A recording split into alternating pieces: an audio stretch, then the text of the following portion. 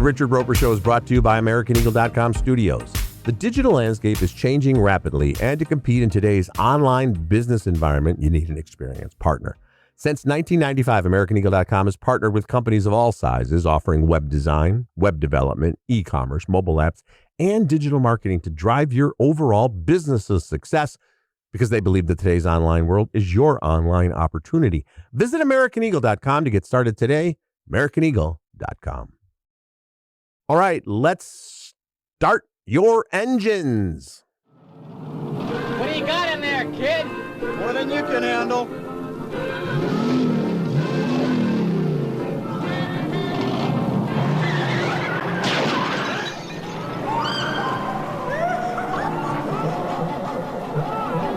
Say, excuse me, but I think we've had an accident. Well, goddammit, I won't report you this time, but next time just watch it, will you?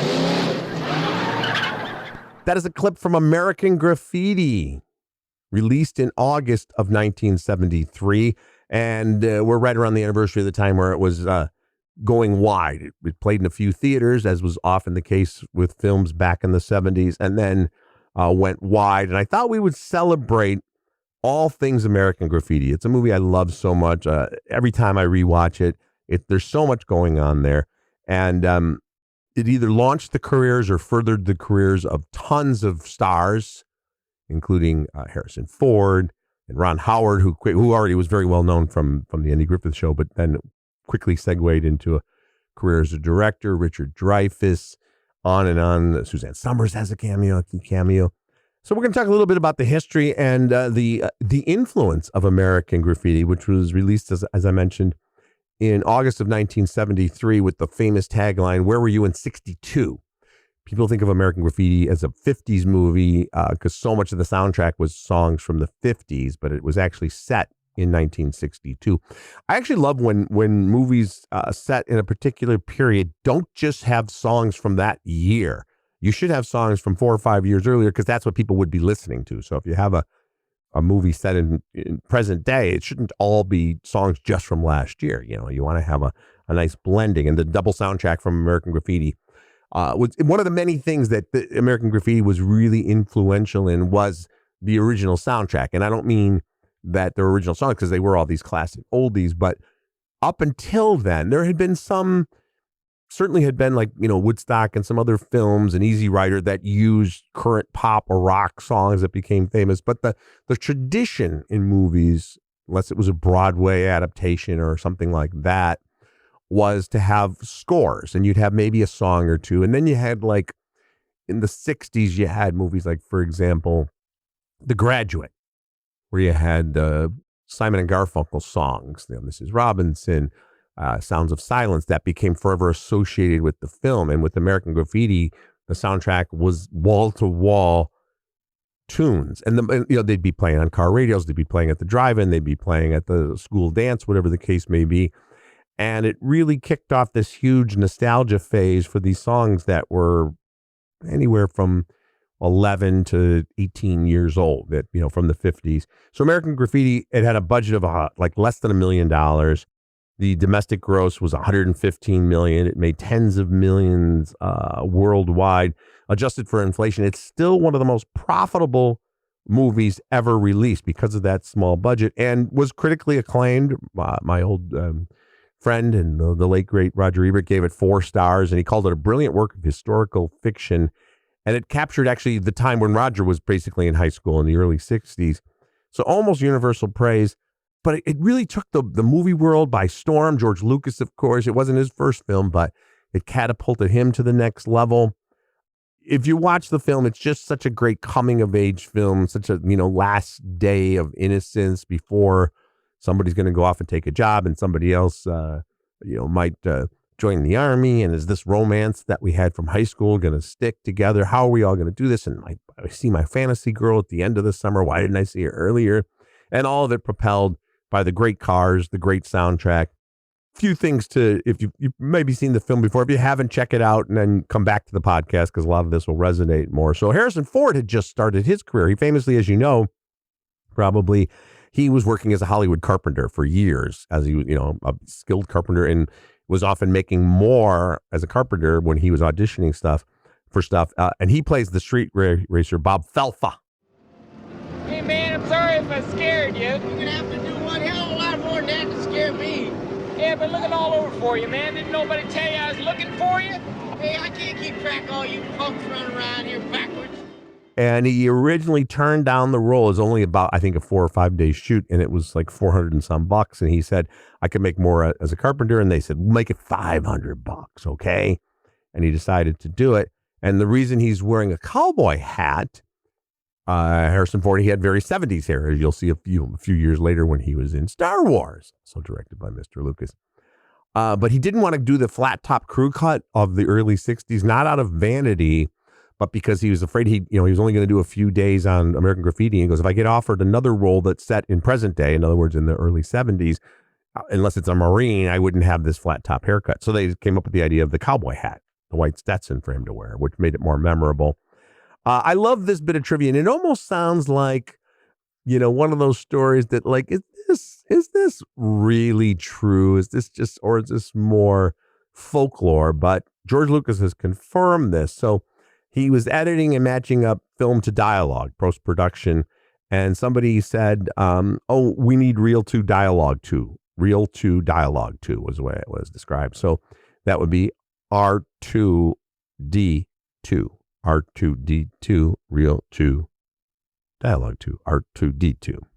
That's where he came up with the name for a certain droid. The studio execs did not like this film or not really into it from the start, which we hear so many times about movies that eventually then become so hugely successful. For one thing, American Graffiti is such a great title. It just speaks to Americana and nostalgia and a little bit of rebellion. But they were like, what does that mean? So they wanted to call it Rock Around the Block, the Drag Years, Another Slow Night in Modesto, because it's set in Modesto, California. Another Slow Night in Modesto. That would have been packing the theaters. Hey, you want to go see Another Slow Night in Modesto? It sounds like a rainy night in Georgia, like a 70s ballad or something. But they went with American Graffiti. And then when the movie was finished, Universal was like, what's going on here? It's kind of a, sketch piece where different characters are here and there, and we're trying to keep up with everybody, and it's not a traditional narrative, and it was inexpensive, so maybe this is a TV movie. Let's re-edit it and figure out a way to put commercial breaks into it. And Francis Ford Coppola, who famously, of course, they were all friends, all those guys coming up, and was a producer on American Graffiti, and he suddenly had a lot of clout because he had just directed The Godfather. And he said, I'll purchase the film myself and release it theatrically if you try to winnow it down for the small screen. That's how much I believe in it. Because of that, they said, you know what, we're going to go with this. And that was a good move. The other thing about American Graffiti is the connection to Happy Days, which became a huge hit TV show. And it's not a direct sequel or a spin-off of it, but what happened was American Graffiti came out. Now, there was an anthology comedy series called Love American Style. Love American Style. And there are all these it was pretty cheesy and salacious and probably not the most politically correct thing, but it would be 15 or 20-minute vignettes, love and this, love and that, love, and so in 1972, before American Graffiti came out, there was a segment on Love American Style called Love and the Happy Days. It was originally called Love and the Television Set, but then it was called Love and the Happy Days. And it was very different from most Love American Style segments. And that it was this interesting exercise in nostalgia. Beautifully done. I remember seeing it. I don't know if I saw it when it first came out, but it's set in the early 50s, mid 50s, in a family getting their first television set. And Ron Howard played Richie Cunningham. Marion Ross was Marion Cunningham. Anson Williams was Potsy. A great actor by the name of Harold Gould was in The Sting and many other pictures. He played Howard Cunningham, the role that would later go to Tom Bosley. So they were calling it at the time what they call a backdoor pilot. Let's see how, and they would do this sometimes with detective anthologies where a character would be introduced and then would get his own series or her own series. But the network passed on it saying, audiences in the early 70s, they don't care about the 50s. That's ancient history to them. But then along comes American Graffiti a year later with Ron Howard. Not playing Richie Cunningham, but playing a similar guy, the good guy, becomes a huge hit. And then the soundtrack, I think, becoming a bestseller, and all those classic oldie songs had the networks and everybody else in the world kind of a pop culture thinking like, wait a minute, maybe there's something here.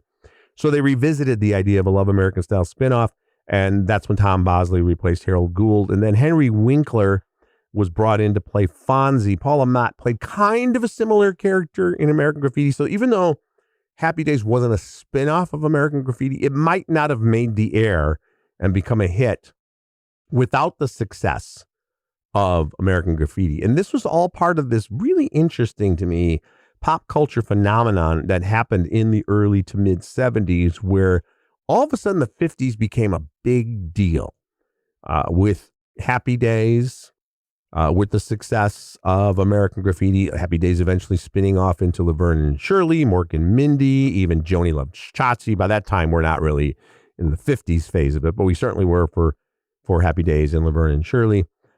And then you also had Grease, which was a huge hit. Now, the interesting thing, many interesting things about Grease. Interesting thing about this is Grease started in Chicago, in my hometown. Jim Jacobs and Warren Casey, they wrote this small, gritty, kind of almost Animal House-like play, which was inspired by their own high school experiences in Chicago in the 1950s. Raunchy humor and a little more dark look at teenage life. Played at the old Kingston Mines Theater originally. This would have gone back to about 1971, and then a producer saw it and thought it had Broadway potential, and they cleaned it up and made it more universal. So they didn't have the setting. It was a generic American high school. They added songs like Summer Nights and Born to Hand Jive. Premiered on Broadway in 72 and ran for more than 3,300 performances. It became a huge smash sensation, which then led to the Hollywood adaptation in 1978 with John Travolta, Olivia Newton-John.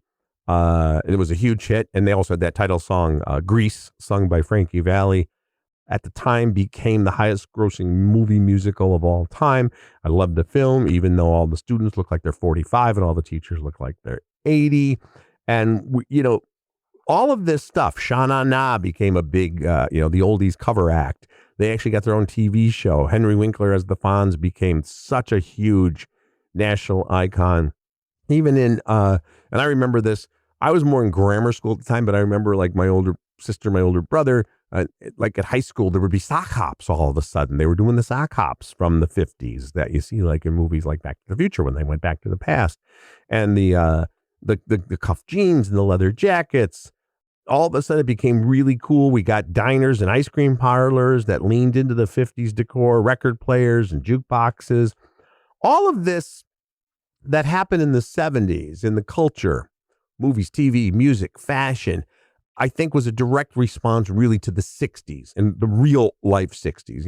The country had been through so much in the 60s. All the protests and the horrific assassinations of Martin Luther King and John F. Kennedy and Robert F. Kennedy and Malcolm X and Vietnam War and the protests and the civil rights marches. And, a lot of good came out of a lot of the protests and movements, but there was also just, the country was really torn apart. Now, in the early 70s, Vietnam was still going on. We were still, about to learn about Watergate and Nixon, but there was this time in the 70s where I think there was this fatigue of, everything that was happening in the modern world. And then this yearning for a simpler time of the 1950s. Now, and people saying, those, and people still do this to this day. Those were the good old days. And I'm like, well, they weren't the good old days if you weren't allowed to sit at the counter at the diner, or you weren't allowed to attend the school, or a sheriff was telling his hunting dogs and people to turn fire hoses on protesters. And it weren't the good old days for everybody, but you understand that when people say they idealize certain parts, at least, of 1950s America, and like we were united against the Russians and the Cold War, and we were trying to get ready to send men into space and all of that. It wasn't, all times are complex. There's always the rear view mirror. People will tell you things were easier in the 2000s. And I'm like, well, we had 9/11 and we had all sorts of strife, and we had a great recession, and times are tumultuous now. And I don't minimize that, but in the 50s, there was a lot of shit going on too. But you understand where that came from. I don't think people were coming to a place of embracing the innocence of the 50s out of any kind of ignorance or retro discrimination. It was just sort of like you look back and go, okay, I like a lot of aspects of it. So I think that's where that all came from in the 70s. American Graffiti, George Lucas brilliantly tapped into that. I don't know if he thought, I'm going to start a cultural movement or I'm going to change the way we look at movies or TV. I think he just wanted to make a great story based in part, again, inspired by his own experiences. But it was quite a time, and it's still, I love the film, American Graffiti. If you haven't had a chance to check it out, I hope you do. Let's talk about Portillo's, and we'll come back with a couple of fresh reviews for you.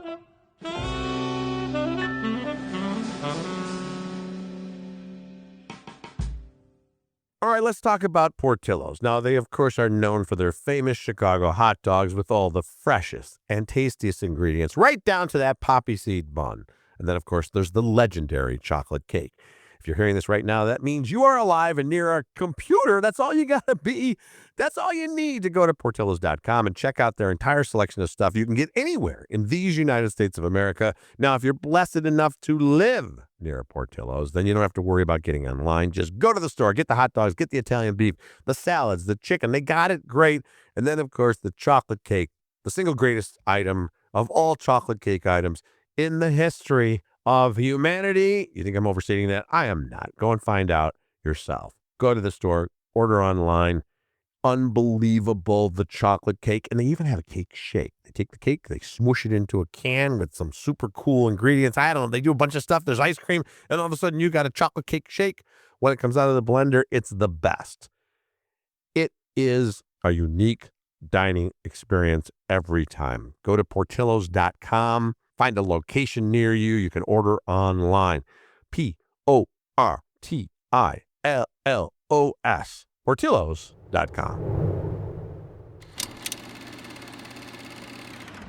This is a true story that happened in my town. So this one Wednesday is like a normal day for the whole school. But today was different. Every other class had all their kids. But Mrs. Gandy's room was totally empty. And you know why? Because the night before, at 2:17 in the morning, every kid woke up, got out of bed, walked downstairs, and into the dark. And they never came back. This is where the story really starts. All right, that's a little clip from a movie that is now playing in theaters that's been getting a ton of buzz and great reviews for a few weeks now, leading up to the theatrical release. Weapons, it is a horror film. It's a different slice of Americana. It's wickedly funny. It's scary as hell. It's brilliantly acted. I loved it, not quite as much as some critics, because I think I don't want to give anything away. I'll just say that not everything comes together in an entirely satisfactory fashion, but that's not really what this film was about. It's not about finding out the whys and the whos, but more just this slice of craziness. It's not a Stephen King story, but it kind of plays like one. The premise of the film is that at 2:17 a.m., 17 children in a third grade class step out of their homes and vanish into the night, with only one kid from that class remaining behind.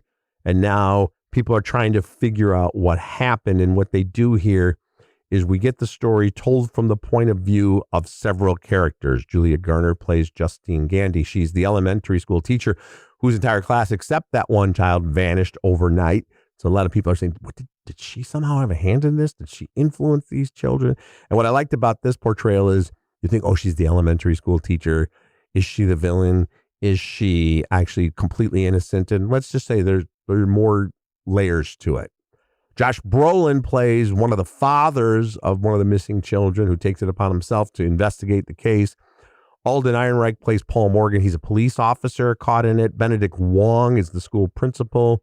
And then we have several other key characters played by Austin Abrams, Amy Madigan, the great Amy Madigan, and June Diane Raphael, among others. But we see the same story unfolding from the points of view of different characters, going back all the way to some movies like Seven Samurai.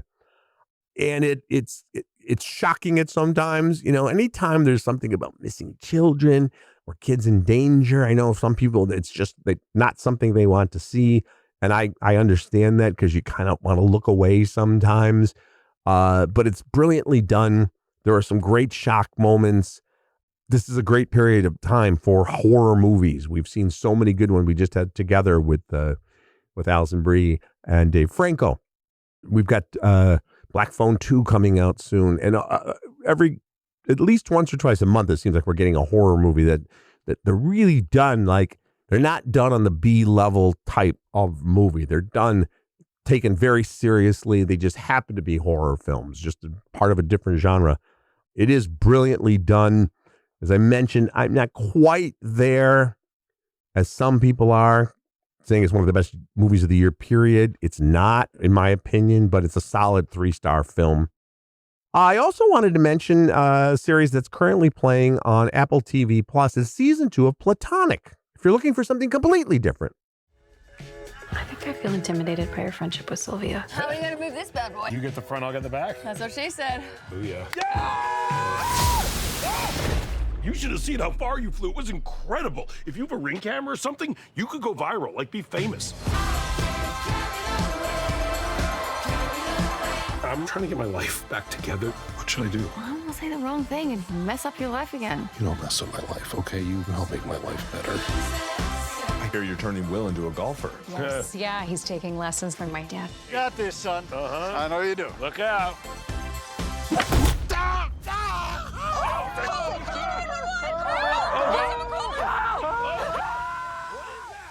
So Platonic, Seth Rogen and Rose Byrne, you might recall that this was just 2 years ago, but it seems like a long time ago.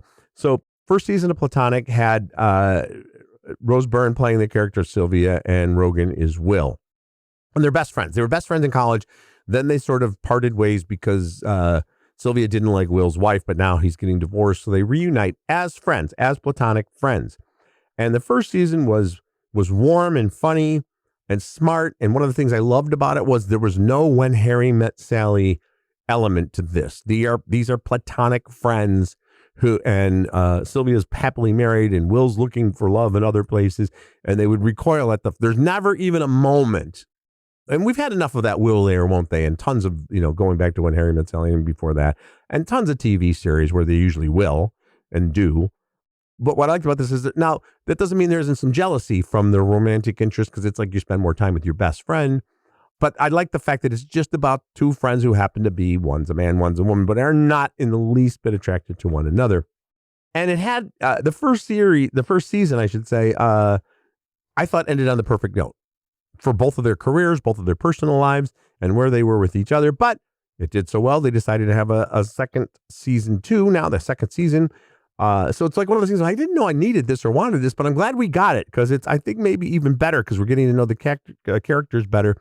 And Apple TV Plus has become the industry leader, really, when you think about warm-hearted, feel-good comedies that have that occasional dramatic beat.